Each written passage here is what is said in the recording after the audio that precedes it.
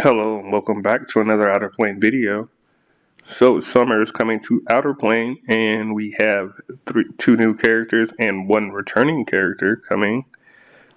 So what I'm going to do is we're going to go over the characters and I'm going to give my thoughts on whether you should pool or not. There is a lot of quality of life, new events, packages, stuff that are going on as well. If you haven't checked out the patch notes, I suggest you do. In this video, we're just going to be going over the characters, really. So the first one up is Hanbu Lee. She is the new unit. She is an Earth unit, battle type defender, subclass Phalanx. Um, she's going to be here after the maintenance night till the 4th of July. And let's just go into her skills. Her S1 is going to be Max Heart Catch. It attacks an enemy with an 80% chance to increase the priority of all allies by 3%. Damage dealt increases by proportional to defense. All in all, pretty solid S1. I do emphasize in a lot of my guides the importance of, the priority gauge, and any unit that's going to let you manipulate that gauge, take more turns, push your teams ahead, is fine by me. I'm not too sold on the, scaling of defense, because just how defense works in this game right now. Probably not the best stat to have her scale off, but, we don't know what the future holds, so that might change. Her skill ups, pretty basic, really. One being the damage increase, two, weakness gauge increase, and then more damage. She does get a increase of 20% for level 5, so that would make it 100% chance to push everybody, which makes her S1 even better. Now, her S2, Splash starts on a 6-turn cooldown, increases all allies' defense by 2 turns. For the skill ups, counter attack on the caster plus 2 turns. 3 is reduces skill cooldown by 1 turn. 4, increase effect duration by 1 turn. And 5, reduces skill cooldown by 1 turn. So it's going to be a 4-turn defense buff for 2 turns.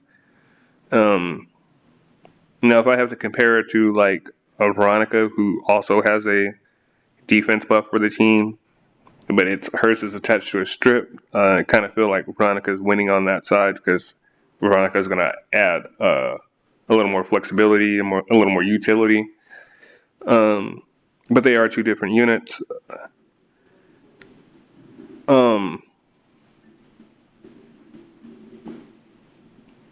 I'm not really sold on the counterattack mechanic either.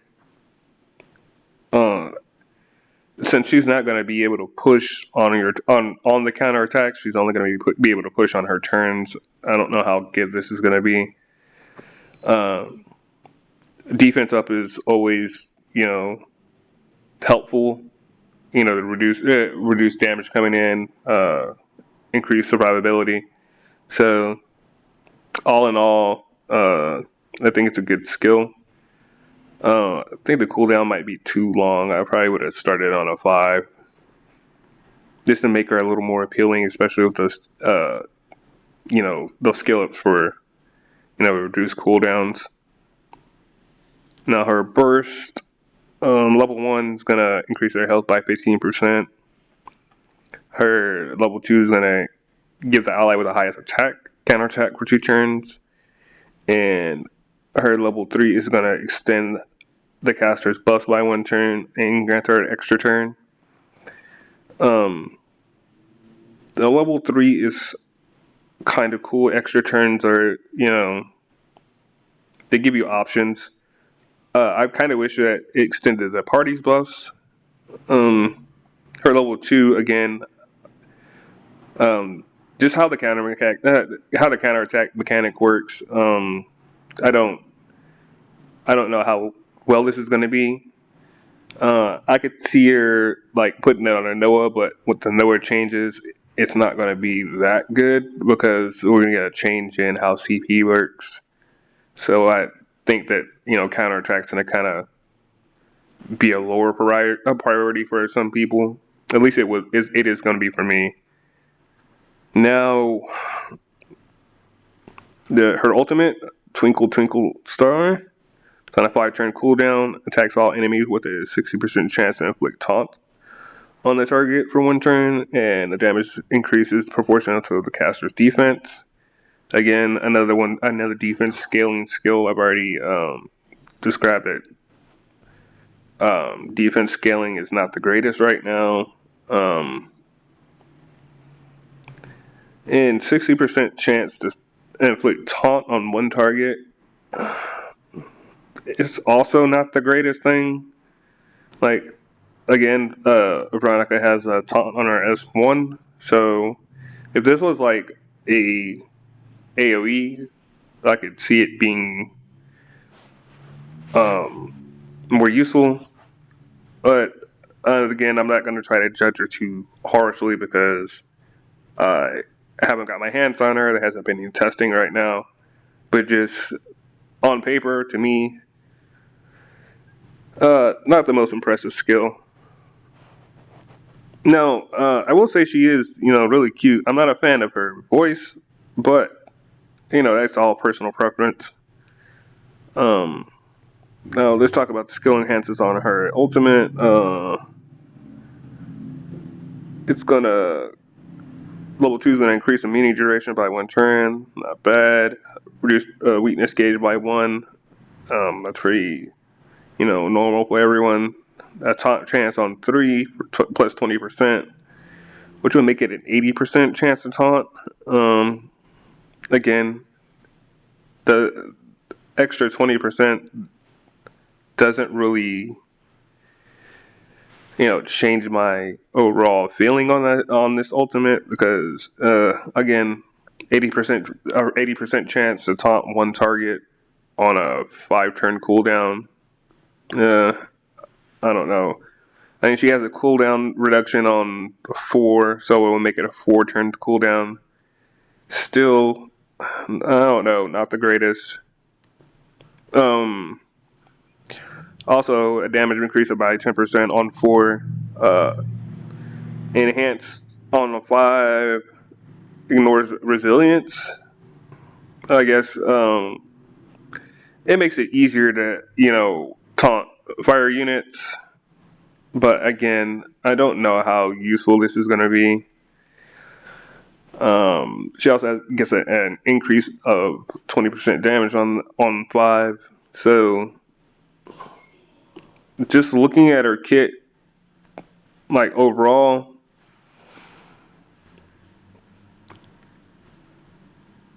I don't know. Again, I'm not trying to judge her too harshly, but on paper, she's kind of mid. If I'm gonna be honest. Like I said, design wise, cute. Kit wise, I'm not sold. So her dual attack or her chain finish is going to be grant and all allies find weakness for 2 turns. This is a mechanic that Eternal has. Find weakness is good if you're sure you're going to break an enemy. You can put a lot of damage down. So having another unit, especially a finisher now that has that, I guess that's welcome. It'll help people push some content, push some extra damage out. Her dual attack has a 50% chance to heal the caster. Amount healed is proportional to the caster's defense. This is an effect that a lot of the healers have. Of course, theirs doesn't scale off of defense. She is supposed to be a more defense-based character. I just wish that if they were gonna try to push like her being a tank, that maybe this would have a taunt chance. I feel like that would be better.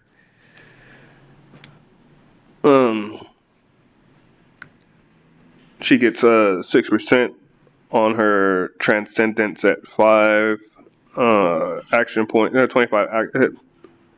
25 points of action at the beginning of the game. At battle, she doesn't get anything on 5 other than that. Like I'll save like the final judgment for the end of the video, but let's go ahead and move on.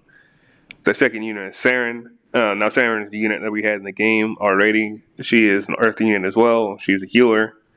Um, if you don't know what she does, she's basically the best pure healer that we have in the game right now. Her cooldowns are kind of long, in my opinion, and she is one of those characters that you're going to have to invest pretty heavily into to really make shine. With that being said, she is a reroll. She was a reroll target, and she is a lot of people's waifus. I know a lot of people are still trying to pull for her.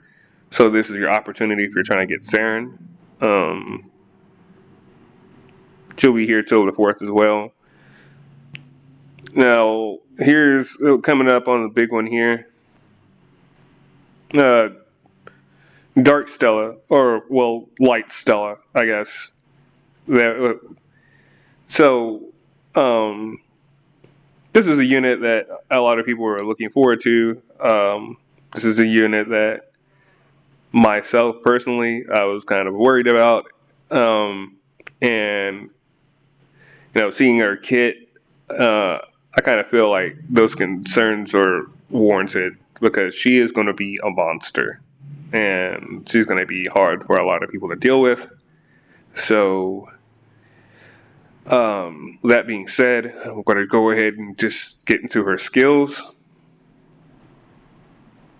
So, like I said, she's going to be a light unit striker, subclass bruiser. She's going to be here until the 16th of August. So, her S1 is going to be an AoE. If it's the caster's turn, she's going to obtain 1 desire to dominate. The damage dealt is increased proportional to caster's max health. And it deals greater damage to boss monsters. All in all, her S1 is pretty good. Max health being one of those skills that, one of those stats that you can easily acquire, stack health on her, do more damage.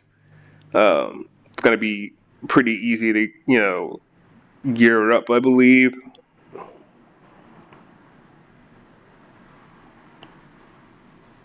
So her bursts are going to be adds a barrier to proportional health, gains 1 additional desire to dominate. Her 2 is going to be increase of damage. Her 3 is going to be an extra turn and gain 4 additional desire to dominate. Desire to dominate is going to be a resource that she's going to spend to use her ultimate. Her S2 is going to be it's going to be one of those skills that have both a passive and active ability, sort of like Claire. So the passive effect cannot be inflicted with stun, frozen, petrify, or priority reduction. Damage taken from a single attack was reduced by 20%. Preparatory revenge affects every cooldown cycle. So it's going to be another one of those skills, sort of like Tio's S2, where it's going to trigger, it's going to have a cooldown. The active on it is going to be attacks all enemies, increases the caster's priority by 25%. When revenge is activated, this skill does damage increase by proportional to max health. Max health damage is, one of those things that, will make you or break you, really. Just depends on how the unit is really built. But all in all, pretty good skill. Like I said, this unit is going to be pretty busted.